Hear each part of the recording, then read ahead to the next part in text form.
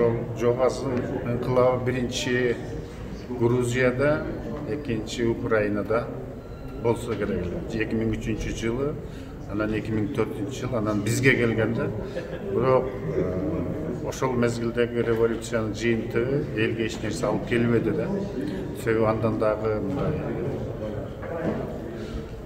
эл күткөн, эл мындай козголгон нерселер эч нерсеси чечилбестен баягы 10-жылга алып келди. Себеби мен ошол мезгилде Бакиев менен бир мандаттуу округтан депутат болуп чыкканда, эгер бүгүн карап көрсөңүздөр, ошол мезгилде премьер-министрден депутаттыкка барган адамдын элде мындай баасы, наркы, даңкы болот эле да.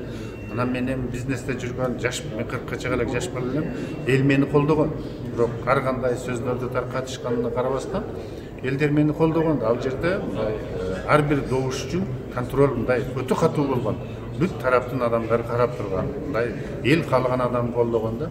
Ошонун жыйынтыгын карабастан мындай биздин кыргыз эл мындай бир колдосу катуу колдоп өткөн, колдоп өткөрө берген деп Бакиевде.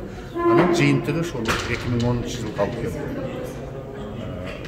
Сөзсүз эми элде баягы нааразычылык ошолмойдон калды. Өмүрүндө эсине кетпей турган мына сыртта 100-гө жакын, 90-га жакын балабыз каза болду, жигиттерибиз. 1,5 миңдей адам жарадар болду. Бирок ошолордун баары өлүп калышы мүмкүн эле, баягы ок талуураак жерине тийгендечи. Ошондуктан мындай бул чоң жоготууга алып келди да, бул тарыхта мындай болбош керек. Эми 2010-жылы, андан кийин 2010-жылы ушундай болду. Ал эми кийинкилерин көрүп атабыз да. Элде бир маселе пайда болду. Бул баягы иштеген адам келиш керек, иштебесе келбеш керек болуп калды.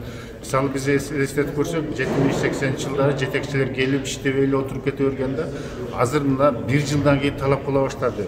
Коом ушундай болду, телевидение, журналисттер, вообще соцсеттер ар бир публичный адамдын баскан турганын көрүп, ошону тартипке чакырып, анан коомчулук критика кылып, бул мындай коомго чоң жардам алып келди. Анан иштебеген адамды да жона тургузбай атат да, келсең же иште, же болбосо келбе деген. Ошол мамлекет башчыбы, депутатпы, район, область жетекчисин дагы бүгүн катуу критика кылганга эл баягы алдыга чыгып кетти. Эгер биз реформатор болуп элдин алдында иштебесең, эл сени сөзсүз колуңан жетелеп көчөгө чыгарып коет экен.